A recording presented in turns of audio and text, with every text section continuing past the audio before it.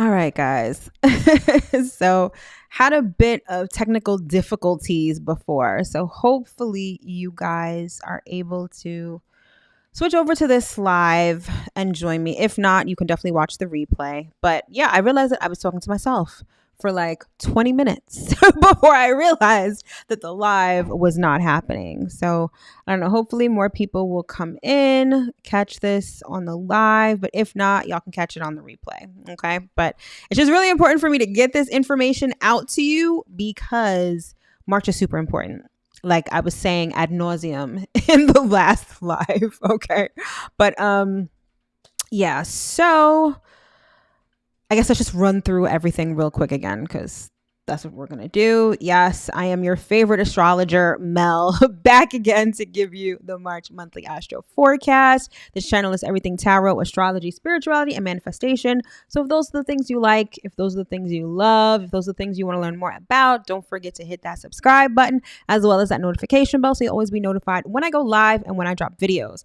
I do weekly astro forecasts live here on YouTube every Monday at 7 p.m. Eastern Standard Time. I do monthly astro forecasts the last Wednesday of every month. And then for daily astrology, follow me on Instagram and you can catch all of the daily astrology over there. All right. But without further ado, let's get back into it. All right. Because I was on a roll too. Like I was really feeling myself. And then I'm like, wait a minute, let me check to see if this is actually live. And it was not. So in any event, let's get into the month. Like I was saying before, March is quite possibly the most important month of 2023. It is full of energy shifts, and it is not only ushering in a new age and a new generation, but it's giving us a sneak preview of what the next 20 years are going to look like. Okay. So we've got 6 planets changing signs this month, which is, I'm not going to say it's abnormal. We've had months where we've had a lot of planets changing signs. However, what makes March so much more important and really special is the fact that we've got 2 outer planets changing signs. All right. So we've got Saturn moving into Pisces and we've got Pluto moving into Aquarius. So Saturn typically stays about 2 to 3 years in a sign. All right. So Saturn changing signs, although it is a big deal, it's not as big a deal as Pluto changing signs.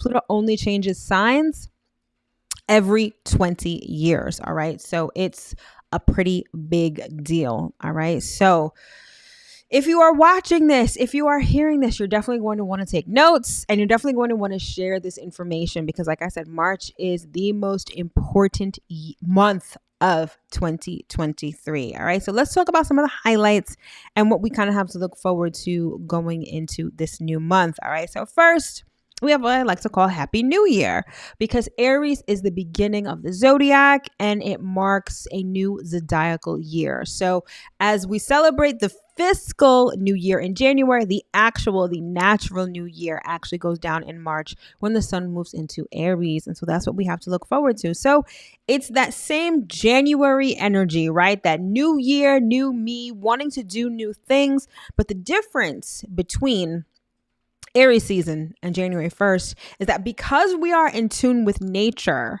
that new me, new year feeling, like it's actually a lot more natural. You can actually ease into it a lot more. Like January 1st, like trying to start something on January 1st, you're trying to start something in the dead of winter, depending on where you are in the world.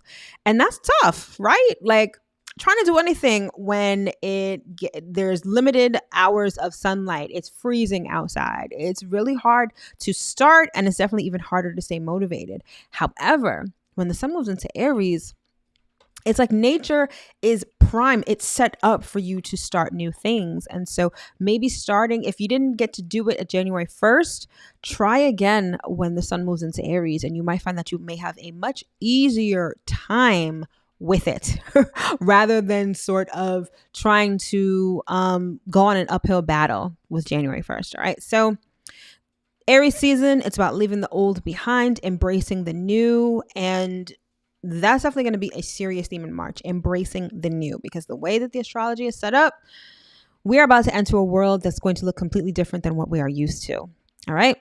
The next up, we have what I like to call dreams becoming reality. And this is Saturn moving into Pisces. So Saturn is not necessarily comfortable in a sign like Pisces, okay? Because Saturn is very grounded, it's very practical, and Pisces energy is lofty, it's fantastical, it's imaginative. But what I love about this particular transit is that we can take our imagination and we can crystallize it and make it into reality, okay? This transit is excellent for manifestation, okay? It's not going to be easy by any means. I don't mean that it's just like, yeah, you think about it and then in 2 minutes it shows up. There's going to be work that's going to have to be done, but you can literally create your own reality. You can really make your dreams a reality, as corny and as cliche as that may sound. That is what we have to look forward to beginning in March. And like I said, Saturn spends about 2 to 3 years in a sign. So it's going to retrograde out of Pisces for a little bit later in the year. However, between now and essentially 2026, we've got the ability to literally create our realities. Okay, so this is an amazing time to be alive. Then we have what I like to call the Age of Aquarius. And this is the gold star event of the month. This is Pluto moving into Aquarius, okay?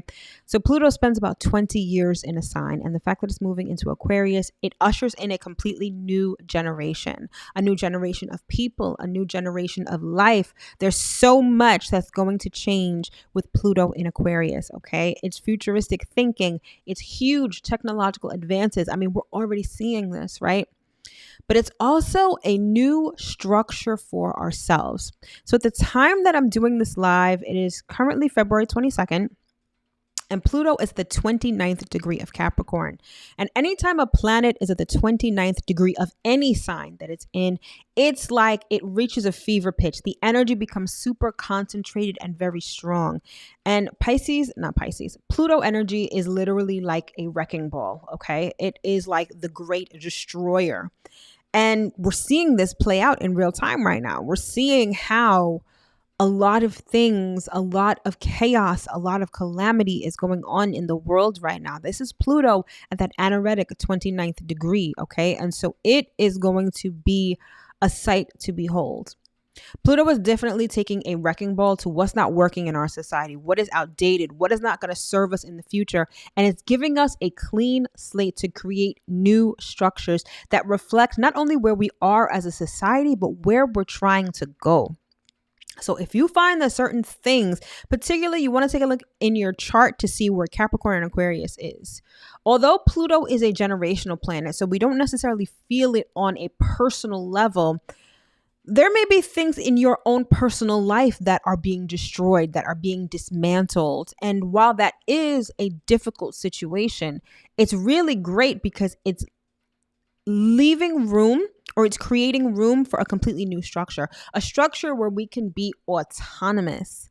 You know, Pluto in Capricorn really showed us how we are very attached to societal norms, to societal structures, and to societal systems. And the fact that Pluto is just decimating everything in its sight as it moves through Capricorn and into Aquarius means that all of that is being dismantled.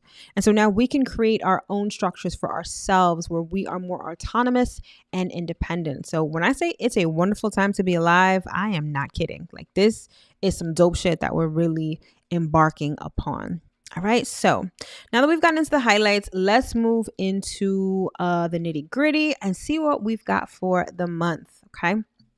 So like I said, we've got quite a bit going on. So we start off with Mercury moving into Pisces. All right. Thereafter, we've got the full moon of the month, which is going down in the sign of Virgo.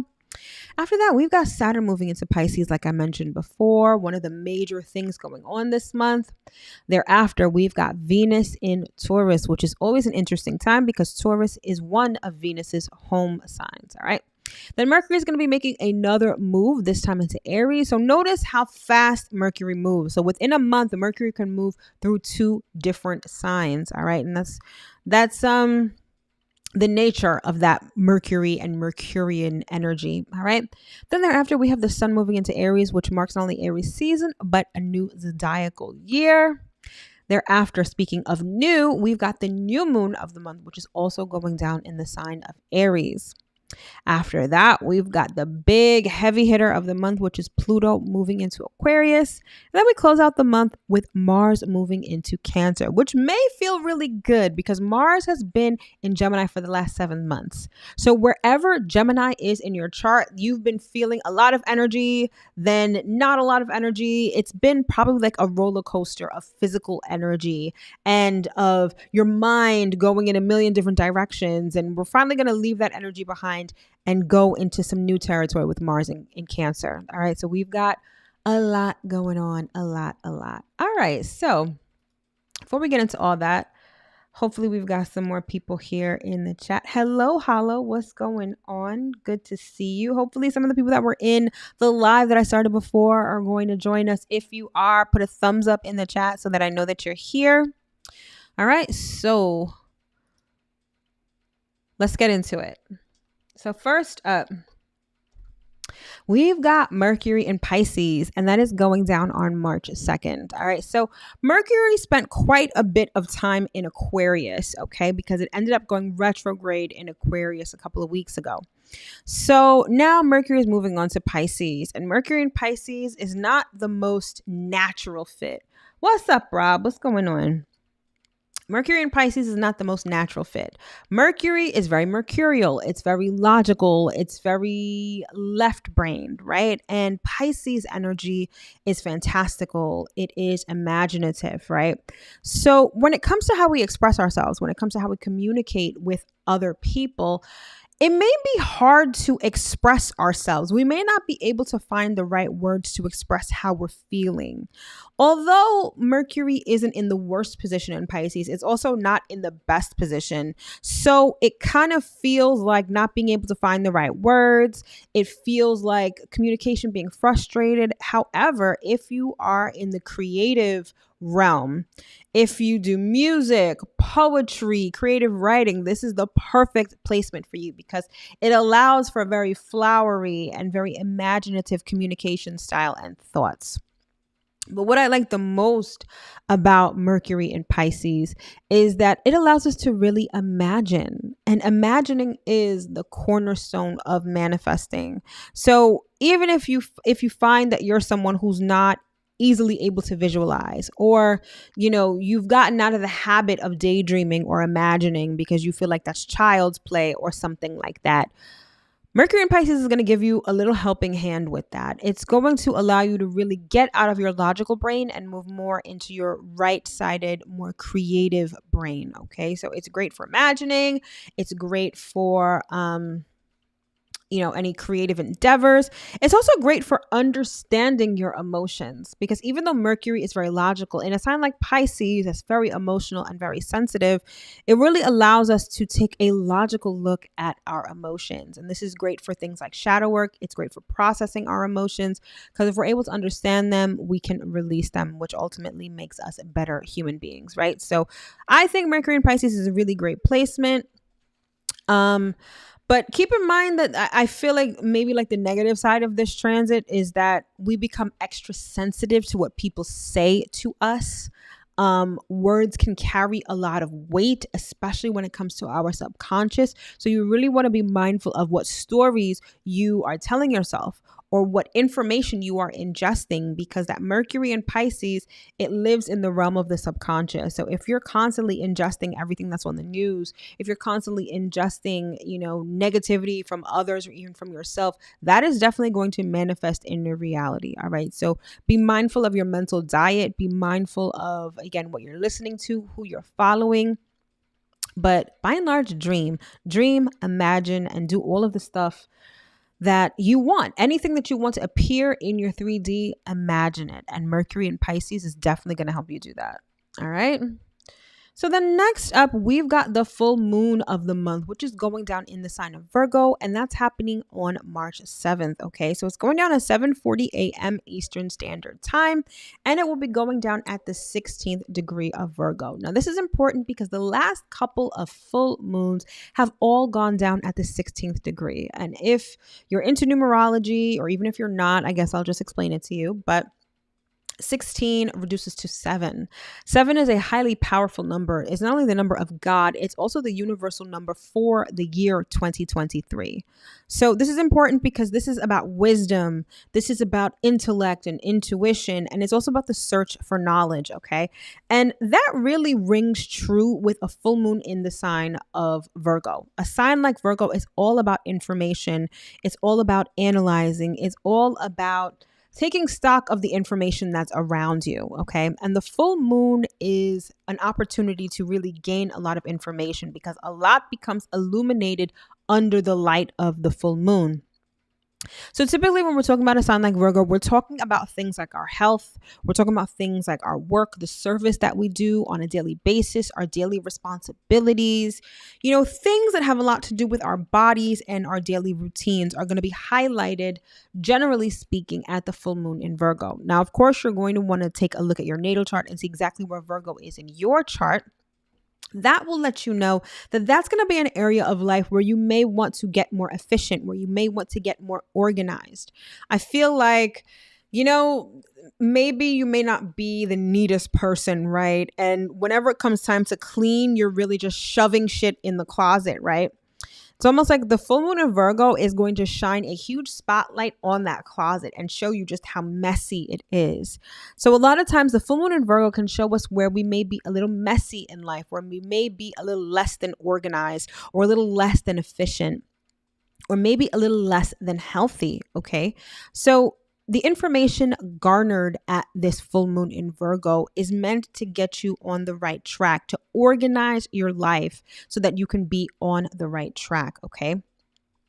And I feel like when it comes to this full moon going down at the 16th degree, this being a universal 7-year, and this sort of hunger for knowledge that a lot of people are feeling, I feel like you're going to want to figure out in a very meaningful and profound sort of way how to get organized or how to get healthy. I feel like you're going to be prompted to really look for this information, to search for this information, and to use your intuition in order to create a better situation for yourself. Okay. So I feel like, of course, any full moon is very eye-opening, right? It's all about illumination, or things coming to a culmination, things finally coming to fruition, right?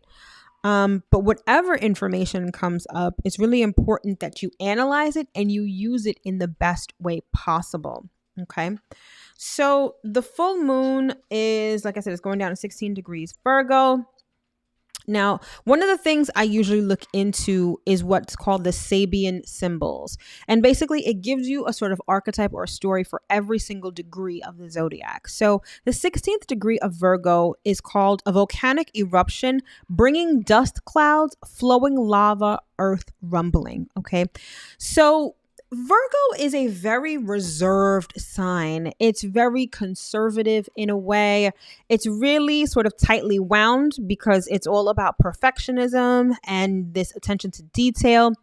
And there's something about this full moon in Virgo that's really going to bring up an eruption. Like it's almost like you're wound a little bit too tight and then you just sort of explode. Okay. And I feel like this energy is going to be very prominent at this full moon in Virgo.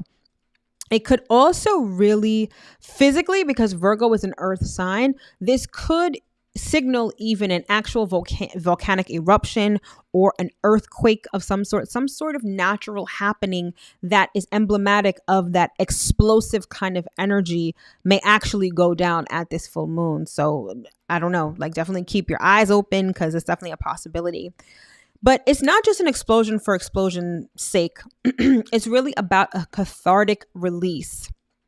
So you definitely want to look to see where Virgo is in your chart. You may have been doing the most. You may have been suppressing how you feel or suppressing certain parts of yourself for the sake of getting the job done or something like that. And it's sort of been this inner turmoil within you. And I feel like this full moon is going to release some of that energy in a very cathartic and healing sort of way. So again, take a look at where this is going down in your chart, because I feel like this is where you can experience a cathartic release that's ultimately very healing. Okay, so look out for that. Now, the moon is going to be trine to Uranus at this full moon, so expect the unexpected. And I feel like, you may just be triggered in a way that has you erupting or has you exploding. Like it's almost like the straw that broke the camel's back kind of energy. So if you find that you've been shouldering too much, if you've been giving too much of yourself, if you've been at the beck and call of others, I feel like this full moon is going to have you just erupt and explode in a way to get you to realize that maybe you need to back off a little bit, or maybe you need to think more of yourself, stop giving of yourself to others. But whatever it is, I feel like it's going to be surprising. I feel like it's going to be explosive and eye-opening, like most full moons are. All right. So that was the full moon. So next up, we've got Saturn entering Pisces. Okay. And that's going down on March 2nd. You said 222 all day. Yeah, I was thinking about that today. Yeah, today is 222. Definitely. I'm not too sure exactly what that means. I didn't look it up yet, but definitely some sort of special energy today. All right. So next up on March 7th, we've got Saturn moving into Pisces. And I kind of alluded to this before, but this is that dreams becoming reality, corny cliche energy that I was talking about before. All right. So it's going to be in Pisces from March 7th to May 24th, 2025. And then from September 1st, 2025 to February 13th, 2026. So get comfortable wherever Pisces is in your chart. This is where that Saturn energy is going to be working for the next 3 years or so. Okay.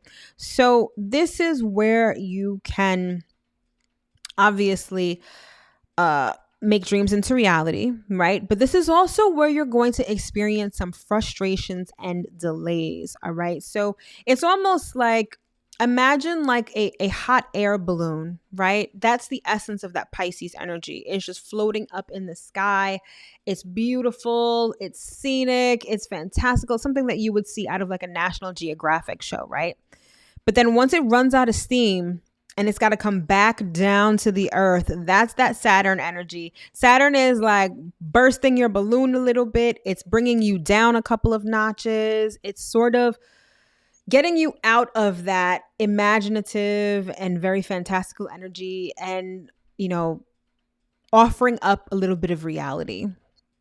So that may be frustrating, especially if you've got big dreams, especially like, for instance, if Pisces is like your 11th house, your 11th house is the house where you dream upon, where you wish upon a star. It's the house where you have big dreams and aspirations. And Saturn in Pisces, it's like, it's going to constantly remind you that you need to be realistic, or that things may not turn out as exactly as you are imagining them. It can be very sobering. It could be like a wet blanket at a picnic. It could just really like burst your bubble a little bit. So it also tells us that, you know, we need to keep some sort of an even keel. It's important to imagine, right? It's important to think big because that's how we create our reality. But Saturn in Pisces is also going to be like, well, you need to take your common sense with you. There's nothing wrong with wanting to be a millionaire. But if you've got 2 dimes in your hand and nothing in your bank account, you can't expect to be a millionaire tomorrow. There's a process to it. There's some work that has to be done. All right. So it's going to be this weird sort of energy of dreaming big, but being realistic. All the while, both of these energies put together, it's really how you create your reality. Because yes, imagination is the key. We still live on Earth. Earth is a very dense planet. It's a very dense energy to get through. So things may not happen at the speed of light, nor may they happen in a way that just they pop out of nowhere. A lot of times, things require work, and Saturn in Pisces is going to remind you that every step you take. All right.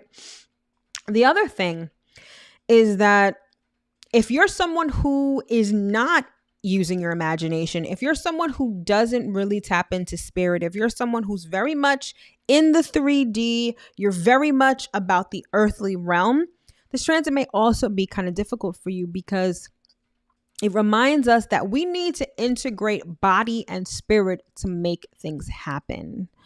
there is an element of spirit, there is an element of the unseen, of magic, right? That does make things happen. So it depends on where you are on the spectrum. If you're someone who lives in the clouds and doesn't realize that there has to take work, that it takes work to get things done, it's going to be a difficult transit for you. But if you're also someone who works without dreaming, without imagining, without leaving room for the magic, it's also going to be difficult for you. So I feel like this transit is really about, like I said, keeping an even keel, right? It's about using magic or imagining or manifesting, but also doing the physical work to make it a reality. All right. And that's the essence of Saturn and Pisces. All right. There's also this element of lessons from spirit. There's going to be karmic retribution because Saturn represents karma, especially with Pisces being the last sign of the zodiac. What goes around comes around, right? And it's not a moral thing. It's really just cause and effect. So we're going to see a lot of karmic things play out. It also depends on where it's going down in your chart. This could be karmic relationships, karmic situations, even karmic places, right? Places that maybe you've outgrown or places that you need to be that are going to show you or teach you some lessons, right? It's also a good time to work on creative endeavors and emphasis on the work. So if you're someone who paints, draws, dances, whatever, it's great to have that creative element to it, but actually putting in the physical work is going to really set you up for a good future. All right. So it's all about spirit, work, integrating body and spirit. All right. So an interesting transit that we've got going on right there. All right. So then next up, we've got Venus in Taurus. All right. And this is going down on March 16th. Okay. So Venus spends roughly about a month in a sign. And this is pretty important because Taurus is one of Venus's home signs. So Venus, super, super comfortable. Now, because Taurus is an earth sign and it's concerned with tangible things, the issue that always invariably comes up and that's really emphasized with a Venus in Taurus transit is money. Money and tangible goods like luxury goods, things that you can buy, okay? It's all about this sensual energy because Taurus is very much concerned with the five senses. So even love and affection take on a very sensual sort of nature with Venus and Taurus, okay? Our appetite for pleasure and for comfort is definitely heightened. There's this element of hedonism, of wanting to feel good, wanting to be pleasured, valuing the present as well as the five senses. And when it comes to love, when it comes to how you express love, it's very physical. So it could be physical touch, it could be sex, all of that good stuff. But it's also like with gifts and with tangible things. Okay, that's the essence of Venus and Taurus. And speaking of relationships, especially relationships started under a Venus in Taurus transit, they tend to be very possessive or they could be very objectifying because Taurus is all about possession, having. And Venus in Taurus is very much about actual possession. So objectifying your partner or wanting to possess them, to have them is a common theme when Venus is in Taurus. So if you're starting a relationship within the next month, be mindful of that because that could definitely be an undercurrent or an undertone of the relationship itself. Okay. Now, when it comes to money, money takes on a very practical nature with Venus in Taurus. Sort of your everyday kind of things. You like high quality, solid, practical, and long lasting items, especially things like luxury items, things that make you feel good, things that are aesthetically pleasing, things that look good, that smell good, that make you feel pampered and things like that. All of that thrives with Venus and Taurus. So you may find that during this time, that's what you spend the most money on, or that's what really captures your attention. Okay. But again, it all depends on where it's going down in your chart. So definitely take a look at that and see where that's going on. All right. So then next up, we've got Mercury in Aries, and that's going down on March 19th. So we start off the month with Mercury in Pisces, right? And it's about expression. It's about flowery language. It's about, telepathic communication even. It's about creative ideas and all of that stuff. And then we move to Mercury in Aries, and that's a completely different animal, okay? It's more about like quick thinking, making decisions quickly, being very impulsive in your thoughts. When it comes to communication style, it's very blunt, it's very direct, it's very bold, it's very dynamic. Okay. This is when we tend to be more spontaneous. This is when we tend to be quick, impatient. We make decisions on a whim. We make decisions based on our impulses and how we feel in that particular moment, which can be a good thing, right? But it could also lead to trouble down the line, right? Because Mercury in Aries is not really about thinking things through. It's more so about how you feel at the time and what your instincts and your impulses are telling you, okay? So, like I said, it could be good for certain things, but could also lend itself to you having to redo things in the future because you made an impulsive decision, or you made a decision that was right for the moment, but not right for the long haul. So keep that in mind, right? It's also about mental competitiveness, okay? Mental sparring. It's great for debates, but people tend to be extremely opinionated, right? And in a very rude and blunt kind of way with Mercury in Aries, okay? So keep that in mind, especially when talking about hot button topics like relationships, religion, politics. Like, this is where people are really probably going to come to blows with this particular transit. And it'll last for a couple of weeks. So it'll be interesting to see what the news is like. More so than it already is. But Mercury in Aries, I feel like it's going to like put lighter fluid on whatever debates and whatever bullshit people are talking about right now, and just like light that shit up. So that's going to be really interesting. There's also this element of being headstrong. Okay. So it's not stubborn like Taurus, but especially when it comes to your thoughts and when it comes to your opinions, very headstrong, very hard headed. You prefer, if someone tells you something, right, you prefer to experience it on your own rather than listen to their advice or their instruction. So people will tend to probably throw tantrums or just not want to listen to you or not heed your advice. So just get used to that for the next couple of weeks. Okay. So it's really about being a little selfish in your thoughts, in your communication style. That's the essence of Mercury in Aries. All right. Then next up, we've got the sun moving into Aries on March 20th, and this signifies Aries season, and it also signifies a new zodiacal year, okay? So when the sun is in Aries, we are amped, we are motivated. Like I said, it's like that January 1st kind of energy. Like, you just want to do some new shit. You really just want to start something new. You want to listen to your impulses. You may want to do, because Aries has a lot to do with the physical body. So this is when you may want to start a weight loss program, or you want to start weight training or whatever, all of that typical new year, new me kind of shit. It's about being impulsive, being initiating, right? But really it's about living in the moment. Aries is great for starting things, but not for following through. Okay. So this is about making decisions, doing things, executing on things that feel good in the moment, but may not work long term. And that's okay. Like, not everything has to be a 5-year plan or a 10-year plan. You may just want to do something that feels good right now. And Aries probably will have you doing a lot of that during Aries season. Okay. It's being brave, it's being bold, it's being combative. Aries is ruled by Mars. Mars is the planet of war, it's the planet of combat. So again, hand in hand with that Mercury and Aries energy is going to be like people wanting to pop off, people fighting, people debating, people coming to blows. Like, the theme song for Aries is Nuck If You Buck. All right. If you know, you know. So that Aries energy, that's what we have to look forward to beginning in March. All right. But yeah, it really allows you. I think the best use of the energy is to initiate things, to start things in a bold and dynamic sort of way. Doesn't necessarily have to be in accordance with a 5-year plan. If it feels good for right now, then do it. Be a little impulsive. It's sort of like that raw animalistic kind of energy too.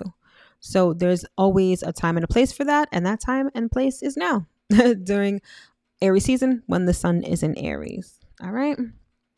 And then fresh off the heels of the sun moving into Aries, we've got the new moon in Aries, which is going down on March 21st. Okay. Now, this new moon is going down at 0 degrees Aries. It doesn't get any more new me, new year, new things kind of energy than this. All right. This is truly a new beginning. Okay. So, the Sabian symbol for 0 degrees Aries is a woman has risen out of the ocean. A seal is embracing her. Okay. So this is so poignant because we're coming out of Pisces season, right? Pisces is all about water. It's like we're coming out of the water. We're coming out of our emotions. It's like we are being born. We are being reborn, all right? And we're leaving the past behind and moving into a completely new world. And that is so true for this point in time that we're at right now. Not just because of Aries season, but because of Saturn moving into Pisces, Pluto moving into Aquarius. We are moving into a truly new age. So this is the new moon. Anything that you are selfish about, anything that you are passionate about, anything that feels good in the moment that you really want to start, you're going to plant those seeds at that new moon in Aries, okay? It's a complete new beginning. It's a fresh start, a clean slate, starting from scratch, starting from the bottom, okay? Like, so if there's something that you really feel passionate about, this is going to be the new moon to get it going, okay? It's going to be really great, great, great energy. And what I love about this is that it allows you to be a little selfish because Aries energy is a little selfish, allows you to be impulsive. It allows you to act out of desire. Okay. And so if you're someone who's really on your spiritual path and you realize that there's a time for everything, especially if you're someone who tracks the moon, tracks the sun, you know that there is a season for everything. It's not every new moon that you're trying to manifest a boo, because that's not the time for it. Nor is it every new moon that you should be trying to manifest money, because not every new moon deals with that. What I like about the Aries new moon is that the Aries new moon is all about desire. So whatever you are desirous of, it could be money, it could be a new boo, it could be a new car, whatever it is, that is what you can plant the seeds at this new moon in Aries. And that's what I really, really like about it. What else I really like about it is that it's going to be sextile to Pluto. So even though Aries energy is very sort of short-lived, right? It's very much like a firecracker. You light the fire, it goes up, it explodes. 2 seconds later, it's completely done. Like I said, it's very much in the moment, not for the long haul. However, with the sextile to Pluto, Pluto is all about intensity. If you're trying to have a brand new beginning, something that may last, I feel like the energy of Pluto is really going to help you. However, the way that you can really make a profound change is if you not only commit to what it is that you want to manifest, but you are willing to get rid of what no longer serves you. If you are willing to take a wrecking ball to anything that is not in alignment with that desire that you are trying to manifest at that new moon, Pluto is going to give you the staying power, the motivation. It's going to allow you to profoundly change your life. Okay. But remember, it's a sextile. So you have to be willing to tap into the energy. It's not just going to happen automatically. It's going to require work. All right. And in my notes, I put the phoenix rising from the ashes. So this sextile to Pluto with this new moon in Aries, it's basically giving you the opportunity to set fire to certain things in your life. And in doing so, you can rise like the phoenix from those ashes. Super profound new moon if you're going to tap into it and take advantage of the energy. All right. Like, I feel like it's going to be absolutely amazing. Okay. So that's the new moon. The next, we've got the star of the month, which is Pluto in Aquarius, and that is going down on March 23rd. Okay. So we're going to get a taste of Pluto in Aquarius this year. Between March 23rd and June 11th, Pluto is going to be in Aquarius. However, after March 11th, it's going to retrograde back into Capricorn for the rest of the year. Okay. And it's not until 2024 where it's going to be in Aquarius, like hard body, like permanently for the next 20 years. So between March 23rd and June 11th, it's a taste. We're getting a taste of what Pluto in Aquarius is like. And this is very important because I said, Pluto right now in Capricorn, it's decimating all of the structures that no longer serve us, right?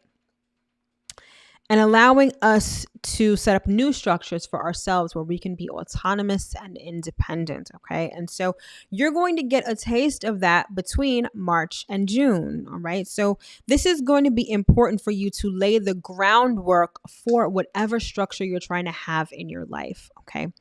Remember, I just said before with that new moon in Aries, because it's going to be sextile to Pluto, Pluto is going to give you the opportunity to set fire to what doesn't work in your life. And I feel like between March and June, while Pluto is in Aquarius, it's sort of the same thing. If you're willing to let go of what's not serving you, if you're willing to decimate or allow whatever structures are not working in your life to be decimated, this is going to help you lay the groundwork for you to build a new structure in your life. Okay. Keep in mind, I said build. This is all about working. There's work that has to be done right now. Things aren't just going to magically fall in your lap without you doing anything. Okay. This is going to require work on your part. Okay. But one of the things that's going to be instrumental in building these new structures is technology. Okay, we're seeing it by the minute, I feel like, every single day. There's new artificial intelligence. There's new things being invented, new things being implemented online. Like, I know certain platforms that I use, I feel like every other day there's an announcement of a new feature or something new going on that you can take advantage of. And this is what's going to help you build this foundation. Okay. I know a lot of people are very hesitant when it comes to AI. A lot of people think that the robots are taking over and it's just a matter of time before we all vanish off the face of the earth. I don't think so. I think that if you use the energy to your advantage and don't allow it to use you, you can make leaps and bounds with where you can go in your personal life and in society in general. Okay. So this is a time to it's not even just a time to take advantage of the technology that's already out there. This is a time for you to invent things. The whole premise of Aquarius energy is about innovation, improvement, and invention. And so I feel like the next 20 years, it's going to be a time where we can all use the energy of improvement on a personal level to improve our lives, invent new things in our lives, get away from the structures that have been tying us down and keeping us captive for so long. Okay. We are in a new generation. Pluto is actually known as the generational planet. So whenever you hear boomers, whenever you hear Gen X, Gen Z, millennials, they are called those, they're in those groups based off where Pluto is in their chart.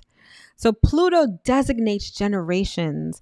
And so we are on the brink of a new generation. I can only imagine what the new children are going to be like. The ones that are going to be born with Pluto in Aquarius, they're going to be light years ahead of us. So we are ushering in a new group of humanity right now. When I said this is an important time to be alive, like, I was not kidding. This is regeneration. From some of the channel messages that I've received and that I've heard from others, a lot of these children that are coming through, especially when Pluto is in Aquarius, these are our ancestors. A lot of them are coming back. A lot of them are being regenerated. Our bloodlines, for some of us, are being regenerated, right? And this is all due to Pluto in Aquarius. So again, this is an amazing time to be alive, all right? And I want to say the most important thing about Pluto and Aquarius is like keeping your eyes to the sky. It's about keeping your eyes to the future. The past is the past. And clearly, as we have seen, there's a lot of things from our past that have not served us, that haven't served us well at all. And Pluto and Aquarius allows us to form new structures, to create a bridge to the future that perhaps looks nothing like our past. And I think that that is an amazingly good thing. All right. So we've got a lot to look forward to with that. All right. And then finally, we close out the month with Mars moving into Cancer on March 25th. Okay. So Mars has been in Gemini for 7 months, since August. Okay. Since August of 2022. And depending on where Gemini is in your chart, you've been feeling the energy perhaps in a very weird sort of way. When Mars was direct, you had a lot of energy, a lot of mental energy, because Gemini is an air sign. So you may have had a lot of ideas, a lot of communications. It was like a very busy time for you, right? To the point where you may have expended so much energy that you might have experienced burnout in a certain way. And then Mars went retrograde for like October, November, December, for like 3 months. So that high energy level that you were experiencing, it went completely dead, right? Your battery was completely dead. So the ideas weren't flowing as much. The activity might have slowed down, right? So it's this roller coaster of energy, okay? Which serves its purpose, because I feel like while Mars was direct, I feel like our brains were firing on all cylinders. Like this was a great time, especially during Aquarius season, to invent new things, think of new projects, to innovate, to improve, right? But everything has its season, and now Mars is going to move from Gemini into Cancer. And Mars in Cancer is not the best kind of energy. So Mars is in fall in Cancer.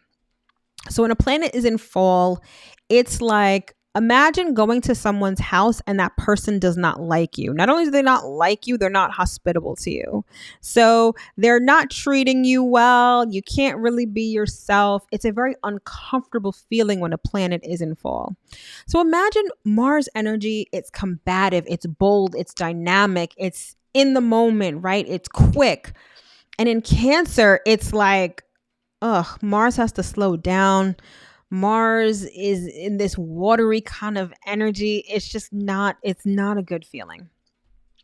So Mars in Cancer is really about approaching your goals in a very indirect kind of way, which Mars hates. Because Mars, like I said, it's bold, it's direct, it's I want this, I go after it. I want to create this, I put in the work, right?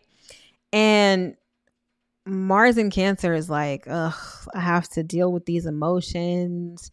Things take time. Like it's just so not direct. And it's a very kind of icky kind of feeling. Okay. Mars does not like that at all. Not just that, when you are convicted about something, right? You really feel it in your spirit. It's bold, it's direct, it's very unequivocal, right? There's no doubt about it. The thing with Mars in Cancer is that when it comes to your goals, even when it comes to your passions, they're very much subject to your mood swings and vacillations. So you may feel really passionate about something the one day, and then the next day it's a total turnoff to you.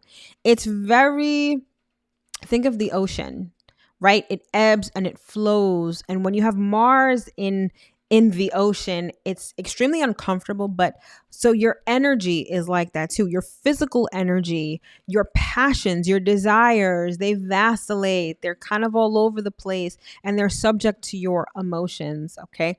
And everything really depends on how you feel at the time. That's the essence of Mars in Cancer. It's like how you feel at the time. Like I said, you may be amped 1 minute and you go after something, and then the next minute you're not feeling it at all, and you just throw it by the wayside, right? So make of it what you will. Okay. We can also be extremely defensive when it comes to Mars in Cancer, especially when it comes to our opinions. We are very sensitive, which can make us very moody, very aggy. People are going to be extra sensitive when it comes to their opinions, what they think or what they want, especially if they're met with resistance or opposition from other people. So it's not the best transit, I'll say, but there's a time and a season for everything. And so we're entering the season of Mars in Cancer, right? But the one thing I will say about Mars in Cancer is that I feel like it allows you to understand your passions on a more intuitive level, on a more emotional level. Sometimes we want things, we don't really understand why we want them or where the impulse actually comes from. And so I think that Mars in Cancer allows us to go a little deeper under the surface and figure out why we want certain things, why we desire certain things, and to understand our emotions a little better. So take it for what it is, but I feel like everything serves its purpose, even this kind of transit, this Mars in Cancer transit. All right. Okay, my loves. So that is March in a nutshell. Like I said, a lot going on, quite possibly the most important month of 2023. All right. And I'll say this, I feel like for the month of March, definitely start new things, especially in Aries season. I also feel like this is a time, especially with Saturn and Pisces, this is the time to put in the work towards what you want to manifest. Have the dream, but be willing to put in the work. And with Pluto in Aquarius, also with the new moon in Aries, be willing to set fire to the things in your life that are not working.